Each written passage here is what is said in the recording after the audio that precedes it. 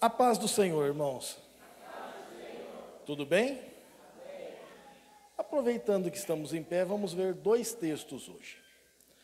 Vamos começar pelo Inário de Israel. Sabe qual é? Salmos. Salmo de número 18. Salmos não é capítulo, é número, porque é o número de cada hino que era tocado em Israel. Por isso não se fala salmo de capítulo, sim salmo de número. Salmo de número 18, a partir do verso 6. Diz assim: Na minha angústia invoquei o Senhor, gritei por socorro ao meu Deus. Do seu templo ele ouviu a minha voz, e o meu clamor chegou até os teus ouvidos. E então a terra se abalou e tremeu, vacilaram também os fundamentos dos montes, se abalaram, porque Deus estava irado. Da sua narina subiu fumaça, e fogo devorador saiu da sua boca. Dele saíram brasas ardentes. Ele baixou o céu e desceu, e teve sobre os pés densa escuridão. Cavalgava um querubim e voou, foi levado sobre as asas do vento. Das trevas fez um manto, em que se ocultou escuridão de águas, e espessas nuvens dos céus eram o seu abrigo. Do resplendor que diante dele havia, as densas nuvens se desfizeram em granizos e brasas de fogo. O Senhor trovejou nos céus, o Altíssimo levantou a sua voz, e houve granizos e brasas de fogo.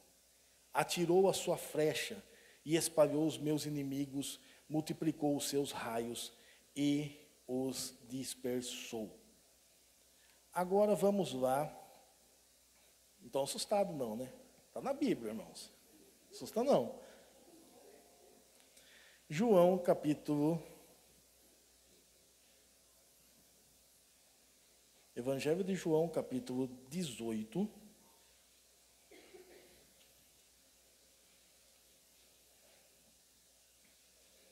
Perdoe, irmãos. Capítulo 19. Evangelho de João, capítulo 19, versículo 28.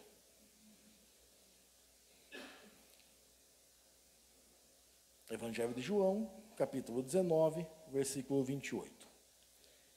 Depois, vendo Jesus que tudo já estava consumado, para que se cumprisse a Escritura, disse: Tenho sede. Estava ali um vaso cheio de vinagre. Embeberam de vinagre uma esponja e fixaram num caniço de isopo. Aproximaram a esponja de sua boca ou da boca de Jesus.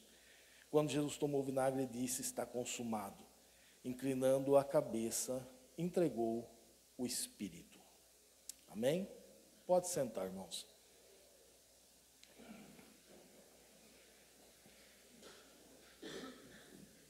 O senhor pode me ajudar a pregar hoje, Tiago? É muita elegância. Reginho, fala para o senhor. Essa gravata... Eu estou até com vergonha de pregar. O senhor quer pregar no meu lugar?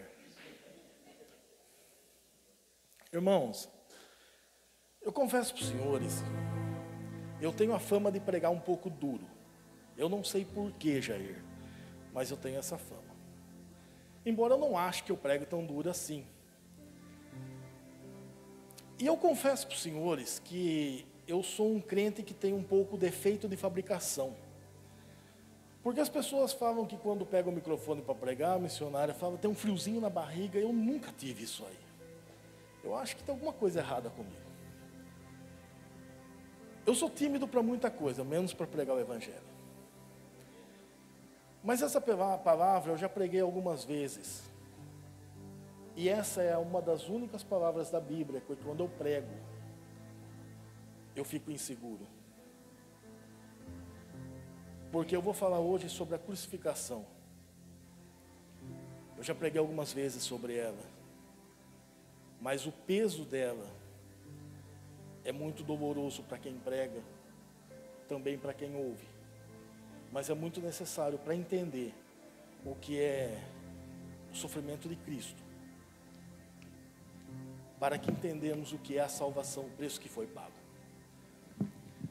Eu não sabia exatamente o que eu ia pregar. Quando eu estava quase a sair de casa para vir pregar, o Senhor me falou que eu pregaria isso. fiquei inseguro. Quando eu chego aqui na igreja, qual que é a palavra da leitura oficial? Isaías 53, que é a descrição da crucificação, do sofrimento de Cristo. E aí eu começo a ficar um pouco procurando versículos, versos na Bíblia, algumas coisas. Imagina uns fios desencapados dando choque. É mais ou menos assim que eu fico. Aí me veio o Salmo 18, que é quando termina a crucificação, vamos falar sobre ele depois. E daí me veio a parte que estava consumada, onde Jesus oferece para ele um cálice de vinagre. Mas vamos chegar lá. Tudo começa no Getsêmani, num horto florestal, grandes árvores, um lugar muito bonito, porém muito escuro. E Jesus está lá. Ele chama os seus discípulos para ir com ele. Caminham com ele 11 discípulos. Um deles corre até a cidade para chamar os oficiais para prender e trair Jesus, que era Judas. Os outros 11 discípulos acompanham. 3 deles acompanham Jesus um pouco mais dentro do horto. E eles param. Quando eles param ali, porque Jesus falou para eles aguardar, a saber, Pedro, Tiago e João. Jesus vai a uma distância mais ou menos de um tiro de pedra, que daria em torno de 40, 50 metros no máximo. Jesus começa a orar. Em sua oração, no auge da sua dor, ele se levanta e vai até os seus discípulos, aqueles 3 primeiros, e vê que eles estavam dormindo. E Jesus, incomodado, dá um toque neles e fala: acorda, porque minha alma está angustiada. Ele só queria amigos. Eles não estavam muito preocupados ou não entendiam o que ia acontecer. Voltam a dormir. Jesus vai de novo, novamente orar. E quando ele vai a segunda vez orar, ele começa a suar gotas de sangue. Isso acontece uma reação chamada no corpo de hematose. Quando você bate a sua pele em algum lugar, sua pele fica um pouco escurecida. Ou seja, o que aconteceu com Cristo foi mais ou menos isso, só que ele suava gotas de sangue. A ciência diz que é um extremo da dor, e a dor de Cristo não era física ainda, era uma dor emocional. Imagina Cristo olhando todo o sofrimento que ele passaria, olhando para todo o pecado que ele teria que carregar, desde aqueles que vieram desde Adão, até aqueles que nascerão até a vinda de Cristo. Todos esses pecados sobre os lombos de Cristo. E ele começa a pensar naquilo, orar aquilo, e num desespero ele diz assim: Senhor, se possível for, passa de mim esse cálice. Imagino Deus Todo-Poderoso com medo. Ele começa a suar aquelas gotas de sangue, o seu corpo começa a ficar totalmente escuro, porque começa a se estourar suas veias capilares, as veias mais finas que tem no seu corpo. Num ato desesperado, chega de repente os soldados, e agora já não dá mais tempo. Todos os discípulos estão perto dele. Ele, num ato desesperado, começa então a limpar seu rosto que está sujo de sangue, seu corpo que está sujo de sangue. Chegam os soldados, pegam Jesus para prender. Um deles, um dos seus discípulos, tenta defender. Quem é esse? Pedro. Pega uma espada e corta a orelha, não de um soldado, mas de um oficial do sacerdote. Malco não era um soldado. Malco era um oficial do sacerdote que conduziu os soldados para prender Jesus. Cortam a orelha direita de Malco. Jesus pega a orelha de Malco, faz um curativo e cura a orelha de Malco. Ele restaura o sonho de Malco, mesmo sabendo qual era o seu fim. Esse moço tinha 33 anos de idade e ele começa a caminhar, preso agora. Os oficiais montados em cavalos e ele no chão andando, com uma corrente amarrada em seus braços. E ele vai caminhando mais ou menos 1,5 km a 2 km. Levam ele, é madrugada. Pela lei romana é proibido um julgamento de madrugada. Assim também como nossa lei brasileira, que tem base na lei romana, cuja lei romana tem base quase todos as legislações do mundo são em base na lei romana. Não se pode ter um julgamento à noite. Levam Jesus para ser julgado à noite, à madrugada. Primeiro levam na casa de Caifás. Caifás manda para Anás. Anás devolve para Caifás. E não acham crime nenhum nele, mas não podem soltar. Jesus quieto, sem ter feito nada. Arrumam testemunhas para dizer que ele blasfemou. para dizer que ele derrubaria o templo. As testemunhas não colam. Começa a amanhecer o dia, levam então diante de Pilatos. Pilatos fala: não quero esse problema não. Mandam ele para Herodes, que está na cidade naquele dia por causa da festa da Páscoa. Herodes começa a curtir da cara de Jesus. Pede para que Jesus faça algumas mágicas, e Jesus em silêncio. Pergunta para Jesus: é você o rei dos judeus? Jesus fala: você está dizendo.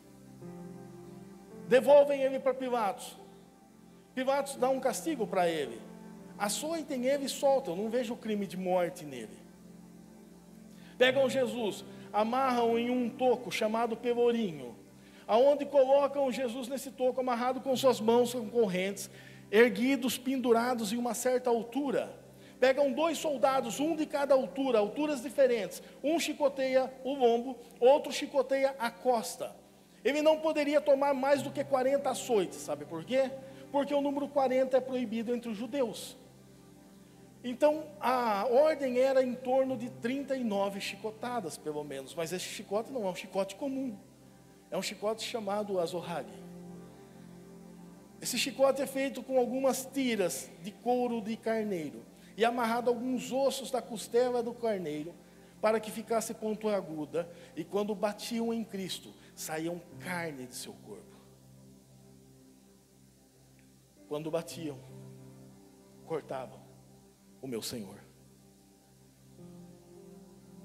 Os soldados então colocam novamente a túnica sobre ele, e daí colocam Jesus. E Pilatos, incomodado, porque sua esposa tinha tido um sonho de que Jesus era justo. Naquele incômodo que Pilatos estava, Pilatos tenta o seu último golpe para escapar daquilo. Chama um bandido, chamado Barrabás. Sabe o que é curioso? Sabe o que significa o nome Barrabás? Filho do Pai. Bar, filho. Abba, Pai, Barrabás. E o Filho do Pai Todo-Poderoso estava do lado dele. Apresentados os dois, um lado a lado, e gritam para o povo: quem vocês preferem? A Jesus, que há pouco tempo estavam curando vocês, abençoando, falando com vocês, alimentando vocês, trazendo pão? Ou vocês querem Barrabás, que estava incitando o povo à violência, que assassinou um homem? E os sacerdotes começam a gritar: Barrabás, solte Barrabás, e soltam Barrabás. Pilatos então manda trazer uma bacia. Ele lava suas mãos diante do povo e fala: o sangue dele seja sobre vocês, eu não tenho culpa sobre isso. Um dos sacerdotes grita assim: que o sangue dele seja sobre nós. Uma palavra profética, irmãos. Sabe por quê? Porque é o sangue de Jesus sobre nós que tirou todo o pecado da nossa vida. Levam Jesus para a sua morte. É em torno de 6:30 da manhã. 7 horas da manhã começam a preparar. Jesus está indo para a morte. Quando Jesus começa a olhar, ele não vê discípulo algum perto dele. O único que tinha acompanhado Pedro tinha o negado por 3 vezes antes que o galo cantasse. Jesus então começa a ser preparado para a crucificação. Lembra da sua túnica que foi colocada sobre o seu corpo já machucado? Pois é. Quem já teve algum machucado e colocou uma gaze sobre o machucado, e quando começa a cicatrizar e arranca, imagina a dor que Jesus sentiu, arrancando daqueles cortes a sua túnica, que já estava grudado sobre o seu corpo, misericórdia nenhuma tinha sobre ele. Arrumam um caniço, um pedaço de bambu, e começam a bater sobre a sua cabeça. Tampam os olhos dele, batendo, escarnecendo dele, diz: adivinha quem é que bateu? Se o Senhor é filho de Deus, fala quem é que te atingiu, quem te esbofeteou a face. E ele não abre a boca. Ele não podia abrir a boca, porque ele era Deus. E se ele dissesse para, tudo parava. Se ele dissesse ao Deus para mandar parar, vinha anjos e acabavam com tudo aquilo. Ele tinha que suportar para salvar a humanidade. Era a única chance que a humanidade tinha de poder estar aqui hoje, servindo e adorando o nome do Senhor. O massacre não para. Seu corpo ensanguentado. tecem uma coroa de espinho e colocam sobre sua cabeça. E não é uma coroa como vemos, lateral, não, é uma espécie de um boné. Coloca sobre sua cabeça. A parte mais dolorosa do nosso corpo é quando aquelas cravos de árvore de carvalho são enfiados sobre a cabeça de Jesus e calçado. E ele não fala nada. Pegam a parte de cima da cruz de Cristo, colocam sobre os seus ombros já machucados, doloridos, e mandam-o caminhar. Ele caminha mais ou menos cerca de 800 metros ou 1 quilômetro, até o lugar da crucificação, mas ele já estava fraco. A última refeição que ele tinha tido era por volta das 6 horas da tarde, na ceia que ele tinha tido com os discípulos, o qual conversávamos hoje, pastor. A última refeição que ele tinha tido, depois disso ele foi se preparar no Getsêmani, enfraquecido. Carrega aquela parte superior da cruz em seus ombros. Não estava preinado e nem alixado. Ele carrega. No meio do caminho ele não suporta o peso e a fraqueza. Seus pés vacilam. Vem passando um homem de Cirene, porque ele está na beira de um caminho, ele está na beira de uma estrada. Pegam esse homem que não tinha nada a ver com a história, estava só passando por ali, e o faz ajudar Jesus a carregar a cruz. O sirineu pega aquela cruz e ajuda Jesus a levar. Quando chegam Jesus ao determinado lugar da sua crucificação, pegam o meu mestre, colocam, fazem 2 furos sobre a cruz, colocam a cruz pregada e Jesus pregado sobre ela. Primeiro esticam sua mão esquerda e pregam, e a sua mão direita e prega. Irmãos, entendam uma coisa aqui. Quando você vê uma figura de Jesus crucificado, não conseguimos entender exatamente o porquê que a mão dele não se rasga, porque a Bíblia fala que as mãos dele estão furadas.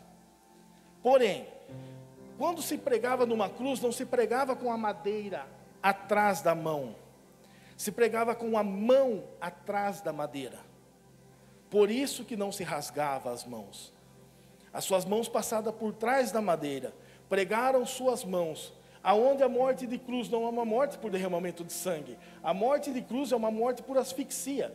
E Jesus não poderia morrer por asfixia, porque ele era o cordeiro que veio para tirar o pecado do mundo, o qual tinha que ser imolado. O cordeiro tinha que morrer por derramamento de sangue, mas a condenação dele era para morrer por asfixia. Ele sabia que não tinha que morrer, que não podia morrer por asfixia, senão Deus não aceitava o sacrifício. No ato desesperado, pregam os pés de Jesus, e ele não podia morrer por asfixia. E naqueles cravos ele começa a erguer o seu corpo para pegar um pouquinho de ar no pulmão.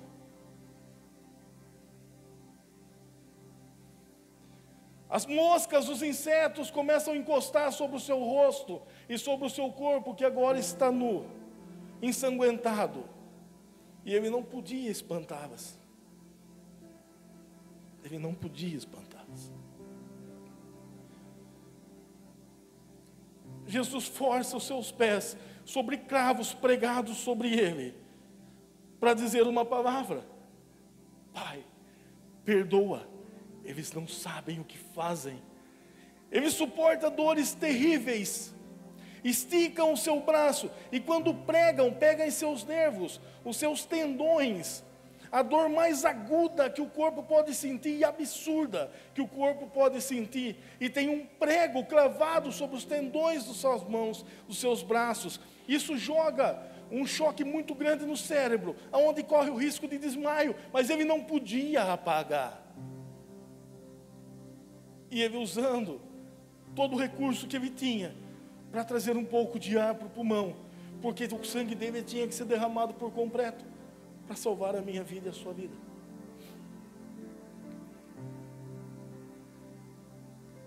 O desespero é tão grande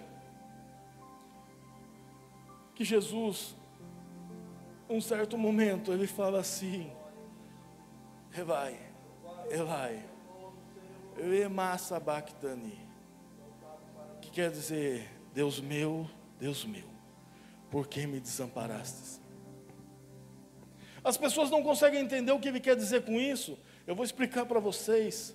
Jesus não é hipócrita, Jesus não fala nada que não seja uma realidade, uma verdade. A única vez em que Jesus se sentiu distante de Deus foi na crucificação, porque naquele momento os nossos pecados, que fazia separação entre nós e o nosso Deus, estava sobre Ele, estava sobre Cristo. Jesus, definitivamente, num ato desesperado, Ele grita: Deus meu, por que me desamparastes? E Deus vira as costas para Cristo, porque naquele momento os nossos pecados, que tem separação entre nós e o nosso Deus, estava sobre Ele.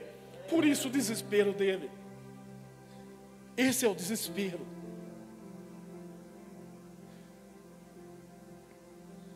Não tem nada que dói mais do que se sentir distante de Deus.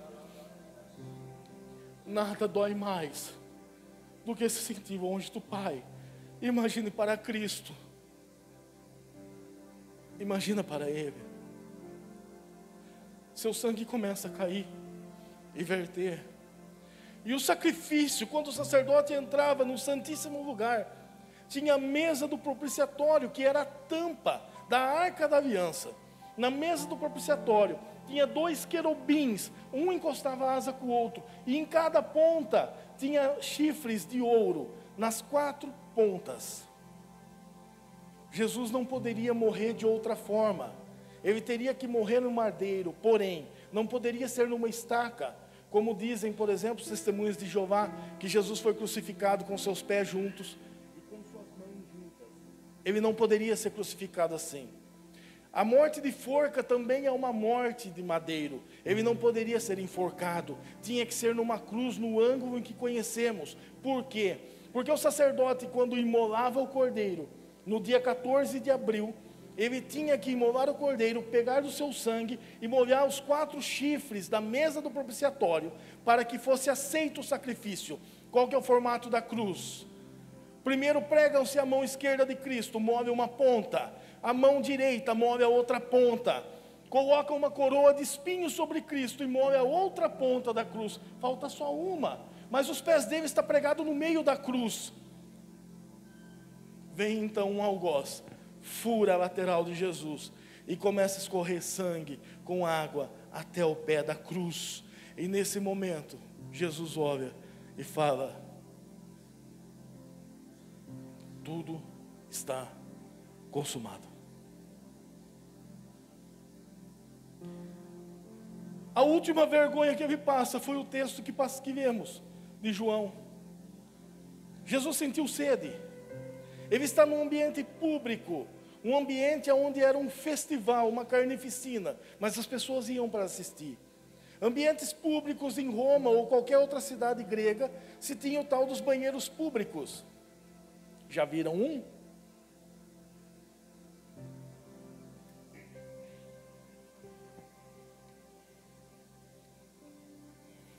Não é igual da praça. Os banheiros públicos, preparem o estômago, irmãos. Os banheiros públicos eram assentos que ficavam um ao lado do outro, aonde na frente desse assento corria uma espécie, um riozinho, um corguinho, e era colocado um vaso de vinagre misturado com água, com um isopo dentro, para as pessoas se higienizarem depois do uso do banheiro.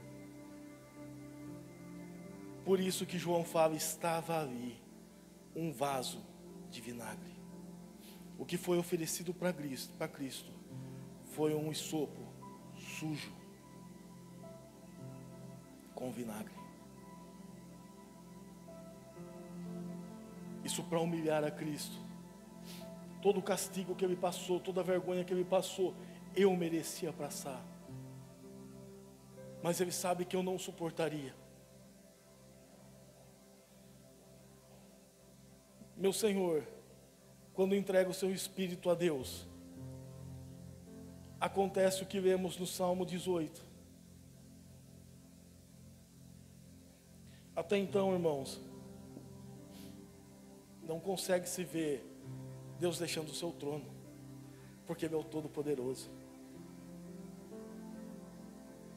As 2 únicas vezes que vemos Deus deixando o seu trono foi quando ele destrói a Torre de Babel, que ele desce. E é no Salmo 18, referência da crucificação de Cristo. É aquele momento em que Deus, ele está irado, porque ele viu o pecado da humanidade naquele que nunca pecou, no seu único filho. E ele olha para ele e começa a sair fumaça do seu nariz. E Deus pega um querubim e começa a passear desesperado sobre a terra começa a tremer, o sol esconde o seu brilho, porque Deus não suporta ver Cristo naquela situação, porque Deus não suporta entender o que o pecado fez para o filho dele, e sabendo que o próprio filho dele foi quem disse: eu vou em favor deles. Ah, irmãos, toda essa dor, todo esse sofrimento, foi só para nós estarmos aqui hoje. Sabe a paz que temos? Sabe a alegria? Sabe a comunhão? Sabe o que vocês sentiram quando louvaram ao Senhor hoje? Sabe a paz que vocês sentiram quando dobram os seus joelhos, mesmo o mundo está caindo sobre a sua cabeça? Sabe aquele refúgio que é o seu quarto, que quando você dobra os seus joelhos, você já sente a presença de Deus? Ele fez isso por você, para você. Toda aquela ira que Deus desceu não foi dispensada na humanidade, porque a misericórdia dele é a causa de não sermos consumidos. Eu dei todo esse rodeio, contei essa história triste, para mostrar não o quanto você é especial, não, mas o quanto Cristo tem que ser especial para nós. Não o quanto somos bons, mas o quanto Ele é bom. Não o quanto merecemos, mas o quanto temos que entregar a Ele. E talvez agora vocês consigam entender o porquê que aquela primeira igreja, elas tinham tanto fervor, porque viram a Cristo, conheceram a Cristo, viram a história de Cristo e amavam a Cristo. Nós somos uma igreja um pouco mimada, irmãos, muito egocêntricos. Parece que fomos nós que sofremos, ou parece que nós sofremos tanto a ponto de que Deus tenha que ter misericórdia de nós. Como coisa que o meu sofrimento, qual que é o meu sofrimento perto do que Cristo passou? E eu ainda me acho no direito de chegar para Deus: Senhor, o Senhor não está vendo a minha angústia?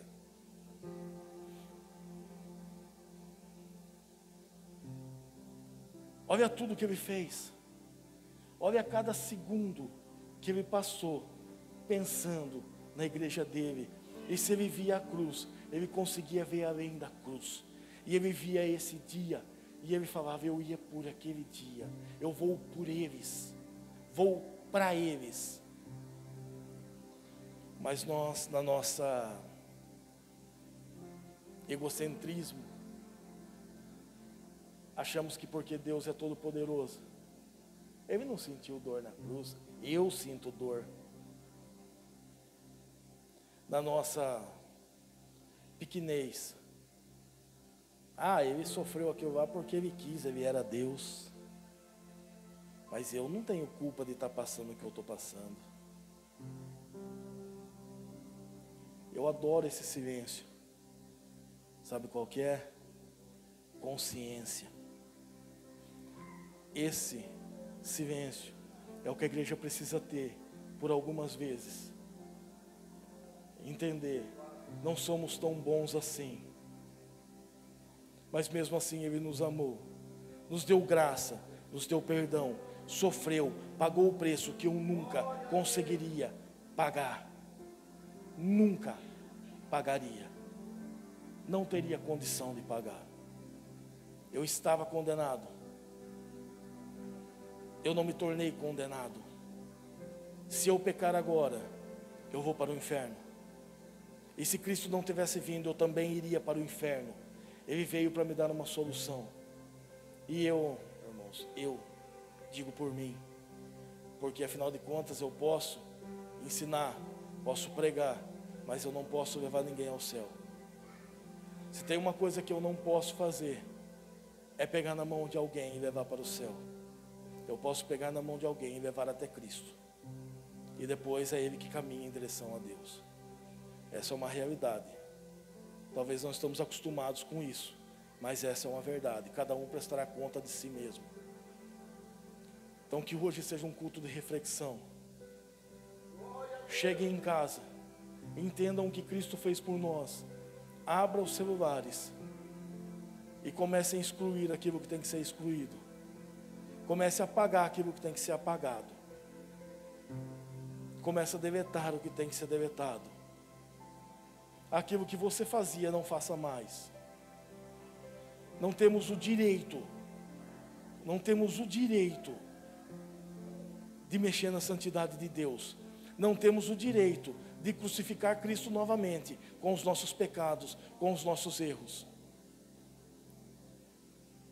Abre mão daquilo que te tira da presença do Senhor. Ainda que doa, abre mão. Não importa o que aconteça, apaga, exclui, tira, esquece, limpa o seu coração, purifica o seu coração. Ainda que você perca um dia de serviço amanhã, mas dobre o seu joelho e fique na presença do Senhor, até você levantar, se sentindo puro na presença de Deus. Porque só dessa forma chegaremos até Cristo. E entenda, irmãos, Jesus está voltando. Se prepara, Jesus está voltando. Se tem uma coisa que eu não vou carregar quando eu for para o meu caixão, ou quando eu for arrebatado, vai ser de falar que eu não falei, que Jesus estava voltando. E Ele está. Cuidado. O que Ele fez foi por você. Mas um dia vai tocar a trombeta, e se você não ouvir, as coisas começam a se complicar. Ele já pagou o preço. Temos que fazer a nossa parte como igreja. Amém? Se coloca de pé, irmãos, fazendo um favor.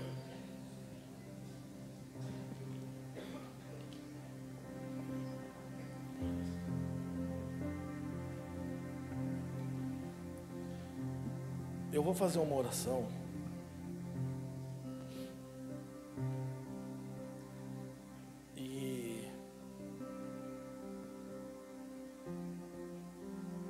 E eu gostaria que os senhores orassem comigo. Porque se os senhores olharem, tem muita gente que estava aqui conosco pouco tempo atrás, não está mais. Tem muita gente que se perdeu no caminho. E nós, como igreja, sentindo a dor do que é estar distante de Deus, temos que entender a dor que as pessoas estão sentindo distante de Deus.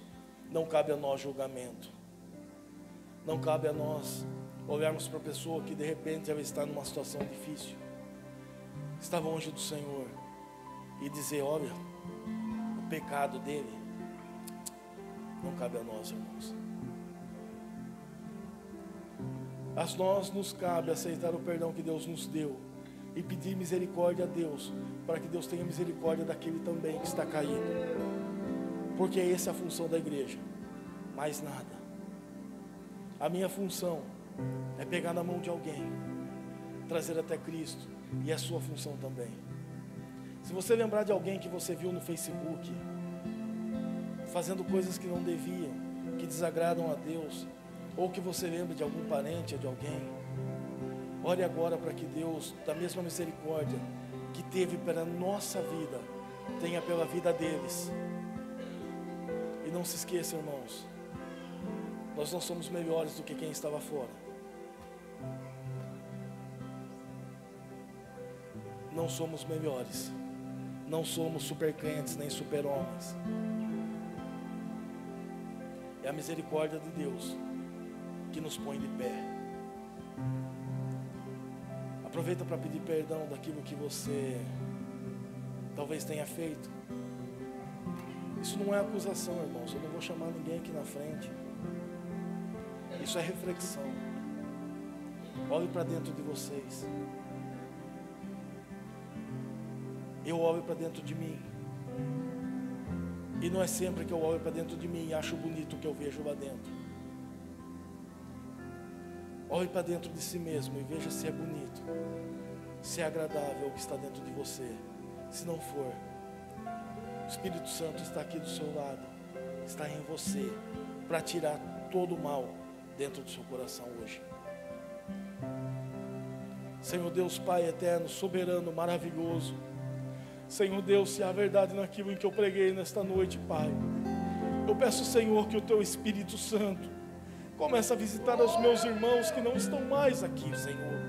Aqueles, Senhor amado, que por algum motivo foram atingidos pelas setas de Satanás, ou que pela vaidade da carne, Senhor amado, está distante de nós, Pai. Deus, eu peço, Senhor, em nome de Jesus, que o Senhor alcance a vida deles agora. Que o Senhor resgate a eles, Senhor, e mostre o quanto amor dispensado na vida deles, Pai. Deus, em nome de Jesus, eu peço, Senhor, a nós que estamos aqui, Senhor amado, e que porventura, Senhor, temos o coração agora, que não é um coração digno de te servir, Pai. Que o Senhor arranque todo o mal do nosso coração, Pai. Purifica agora, Senhor, o meu coração e o coração dos meus irmãos. Pai, retira das nossas mentes tudo aquilo que não é bom, bonito ou agradável, Pai. Pai, perdoa os meus pecados, perdoa os nossos pecados, Senhor. Nos coloca, meu Deus, diante de Ti, pelo menos dignos de receber o sangue de Cristo sobre as nossas vidas, Senhor. Não queremos, Pai amado, diante de Ti, posição de destaque, Pai. Não queremos diante de Ti, Senhor, que o nosso nome seja elevado. Só queremos ser chamados de Teus servos, Senhor. Me aceita, Senhor amado, como Teu servo, Pai. Porque grande amor derramaste pela minha vida e pela vida dos meus irmãos. Senhor, não me deixe esquecer nenhum minuto sequer do sofrimento que teve, Senhor amado, para que hoje eu pudesse ter paz. Obrigado, Senhor amado. A cada irmão meu que necessita, Senhor, de um toque especial agora, Pai. Cura, Senhor, os meus irmãos que estão enfermos, meu Pai. Tira a angústia e a depressão daqueles que estão perdendo o sono, meu Deus. Traz o ânimo àqueles que não têm mais ânimo ou vigor, meu Pai. Pai, aonde tiver alguém triste, Senhor, que sinta o refrigério agora do Teu abraço, Espírito Santo. Meu Pai, ousadamente eu faço mais um pedido. Senhor, se tem alguém aqui que tem sofrido de insônia, como diz a Tua palavra, que em paz me deito e logo pego no sono, porque Tu, Senhor, estás comigo. Essa bênção, Senhor, eu libero sobre a vida dos meus irmãos, que hoje terão sono e sentirão a Tua paz, em nome de Jesus, amém. Glória a Deus, queridos irmãos, vamos aplaudir a Jesus nessa noite. Glória a Deus, glória a Deus. Ao som do dedilhado dos instrumentos, deixa eu falar uma coisa para a igreja. Palavra maravilhosa, irmãos. Deus abençoe o presbítero Fernando Coutinho abundantemente. Essa é a palavra que a igreja precisa, irmãos. É desse tipo de palavra que fala de Cristo, que fala da cruz. Aleluia. Essa palavra que nós precisamos, irmãos. Essa palavra que edifica as nossas vidas. Quer ter raiz? Você precisa ouvir palavra dessa natureza. Eu e você precisamos de palavra que nos vem fazer entender